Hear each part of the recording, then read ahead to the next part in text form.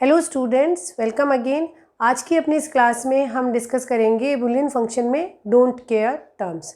हमने किसी भी बुलियन फंक्शन को सम ऑफ प्रोडक्ट और प्रोडक्ट ऑफ सम टर्म में रिप्रेजेंट करना सीख लिया है। हमने मिन टर्म्स को सेलेक्ट करके जहाँ पे कि फंक्शन वैल्यू 1 है उनका मिनिमाइजेशन करना, as well as max term जहाँ पे कि आपकी फंक्शन वैल्यू 0 थी उनको मिनिमाइजेशन करना के मैप की मदद से भी सीख लिया है। अब एक नेक्स्ट फिनोमिना आता है जिसको कि हम डोंट केयर टर्म्स बोलते हैं, और ये वो टर्म्स हैं जिनको कि आप के मैप में एक क्रॉस की फॉर्म में एंटर करेंगे और मिनिमाइजेशन अप्लाई करते वक्त अगर किसी डोंट केयर टर्म को इंक्लूड करने से आपके ग्रुप का साइज 1 से 2, 2 से 4 या 4 से 8 हो रहा है तो डेफिनेटली आप उस डोंट केयर टर्म को इंक्लूड करके और मिनिमाइज्ड ग्रुप का एक्सप्रेशन लिखेंगे।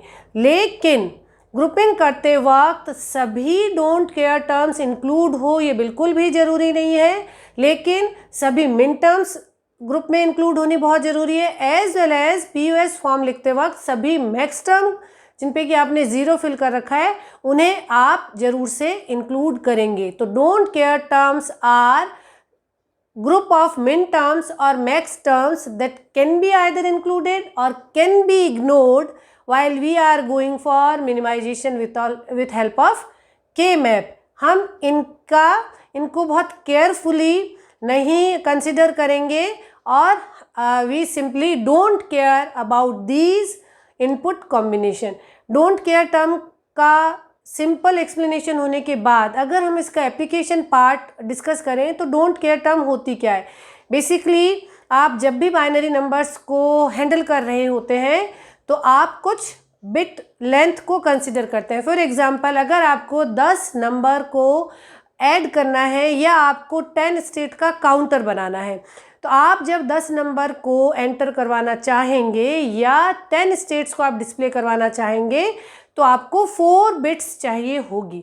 लेकिन यहाँ पे आपका काउंटर 0000 से लेके आपका जो काउंटर है वो 0000 से शुरू होगा और 1001 पे ख़त्म हो जाएगा। इसने 0 से लेके 9 तक 10 स्टेट्स काउंट कर दिए। ओके, यहाँ पे 10 स्टेट्स का काउंटर डिज़ाइन करने के लिए हमें 4 बिट इनपुट चाहिए होगा और हमारा प्रोसेसर जो है वो 0000 से लेके 1001 तक आउटपुट डिस्प्ले करेगा या इन क्लॉक सीक्वेंस को कंसिडर करेगा और उसके बाद के आने वाले बिट पैटर्न को आप अगर 4 बिट्स लेते हैं तो उससे कितने कॉम्बिनेशन लिखते हैं? आप उससे 16 कॉम्बिनेशन लिखते हैं, 0 से लेके 9, फिर उसके बाद 10, 11, 12, 13, 14 एंड 15।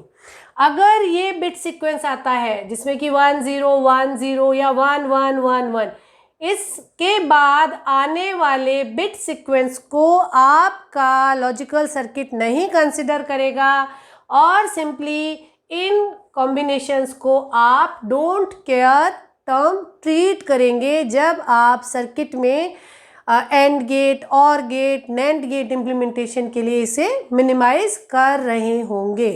ठीक है, तो डोंट केयर टर्म्स वो बिट कॉम्बिनेशन हो गई, वो मिन टर्म्स और मैक्स टर्म हो गई जिन्हें कि हम सर्किट डिज़ाइन करते वक्त नहीं कंसिडर करते। जैसे कि अगर आप एक BCD एनकोडर लें, BCD एनकोडर में भी आपका इनपुट 1001 तक होगा। ठीक है, इनपुट 4 बिट का होगा लेकिन 10 ये BCD इनपुट नहीं है, ये एक इनवैलिड BCD नंबर है। 4 बिट के कॉम्बिनेशन 0 से 15 तक बनते हैं लेकिन सर्किट इनपुट में लेगा 0 से लेके 9 तक। 10 के बाद से लेके 15 तक के इनपुट्स को सर्किट नहीं केयर करेगा। Circuit will simply, logical circuit will treat it as a don't care term. और मिनिमाइजेशन में हम इन्हें इंक्लूड भी कर सकते हैं और इन्हें हम इग्नोर भी कर सकते हैं। ठीक है, तो ये हुआ उसका डिस्क्रिप्शन कि डोंट केयर टर्म्स क्या है और इन्हें हम क्यों इग्नोर कर रहे हैं। आप जब डोंट केयर टर्म्स मेंशन करते हुए अगर आपको मिनिमाइजेशन कहा जाएगा तो हम एग्जाम्पल प्रॉब्लम्स डिस्कस करते हैं कि डोंट केयर टर्म को इंक्लूड करते हुए आप किस तरह से मिनिमाइजेशन करेंगे। ओके, तो पहले हम एक एग्जाम्पल ले लेते हैं जिसमें हमें फंक्शन जो है वो A B C D variable का फंक्शन है, और ये इन मिन टर्म्स पे this is sum of sigma of small m 0 2 3 6 7। What does it mean? In मिन टर्म्स पे आपका फंक्शन जो है वो आउटपुट 1 होल्ड करता है ना। तो आप इन सब मिन टर्म्स पे 1 की एंट्री कर दीजिए। किस किस पे? 0 2 3 6 एंड 7। ओके, ये मैंने एक एसओपी के लिए, सम ऑफ प्रोडक्ट के लिए या मिन टर्म्स के लिए के मैप 4 वेरिएबल का ऑलरेडी बना रखा है। तो इन सब मिन टर्म्स में मैंने 1 एंटर कर दिया। फिर मुझे दिया गया है कि ये जो टर्म्स है also sum of don't care terms is 8 10 11 15। इन मिन टर्म्स पे आप एक क्रॉस एंटर करेंगे। ओके, कौन कौन सी होगी? 8 10, 8 पे 10 11 एंड 15। ओके, तो आप अगर एसओपी फॉर्म में है तो 1 as well as don't care terms पे क्रॉस को एंटर कर देंगे। अब आप इस के मैप को देखते हुए मिनिमाइजेशन अप्लाई करेंगे, और उस मिनिमाइजेशन में ग्रुप बनाते वक्त अगर डोंट केयर को इंक्लूड करने से ग्रुप का साइज लार्ज होता है तो आप उसे सेलेक्ट करेंगे और अपने ग्रुप को रिड्यूस फॉर्म में लिखेंगे। तो अगर हम इसमें पॉसिबिलिटी देखें तो सारे 1 को हमें इंक्लूड करना जरूरी है। ओके, क्रॉस आ भी सकते हैं, और क्रॉस अगर नहीं आ रहे हैं तो किसी रिमेनिंग क्रॉस को इंक्लूड करने के लिए आप अलग से ग्रुप नहीं बनाएंगे। ओके, तो एक आपका ग्रुप ये बन गया। इस ग्रुप का एक्सप्रेशन क्या हो गया? ए बार, इन दोनों में क्या कॉमन है? ए बार, और इन दोनों रो में क्या कॉमन है? सी, ए बार सी। अब हमारा एक बच गया है। इस एक को सभी मिन टर्म्स को इंक्लूड करना मस्ट है, तो ये आपका एक बच गया है। और इस एक को आप अगर इन don't care terms extreme corner को हम ग्रुप में इंक्लूड कर सकते हैं। अगर इस एक को हम इनके साथ ग्रुप करें तो हमारा जो ग्रुप का साइज है वो बड़ा हो जाता है और एक्सप्रेशन मिनिमाइज हो जाएगा। अगर आप डोंट केयर टर्म्स को ना कंसिडर करें तो ये 1 और ये 1, इनसे आपका 2 का ग्रुप बनेगा, लेकिन इन दो और डोंट केयर टर्म को इंक्लूड करने से 4 सेल का ग्रुप बन गया और एक्सप्रेशन और भी मिनिमाइज्ड आ गया। क्या एक्सप्रेशन आ गया? इन सब में क्या कॉमन है? इन सब में आपका बी बार कॉमन है, एक तो कॉलम्स में, और रो में क्या कॉमन है? डी बार। ओके, अब आपका ये हो गया है minimised expression in sum of product form. Okay, यहाँ पे देखिए कि ग्रुपिंग करने में ये 2 जो आपकी डोंट केयर टर्म्स थी वो ग्रुप में आ रही है, इट्स ओके। ये 2 टर्म्स आपकी जो है डोंट केयर टर्म्स वो किसी ग्रुप में नहीं आ रही और वो ग्रुपिंग से बच गई है, तो आप इसे एज इट इज छोड़ देंगे, आप इसको इंक्लूड करने की कोशिश नहीं करेंगे। ओके, तो याद हम एक एग्जाम्पल पीओएस मिनिमाइजेशन का भी कंसिडर कर लेते हैं।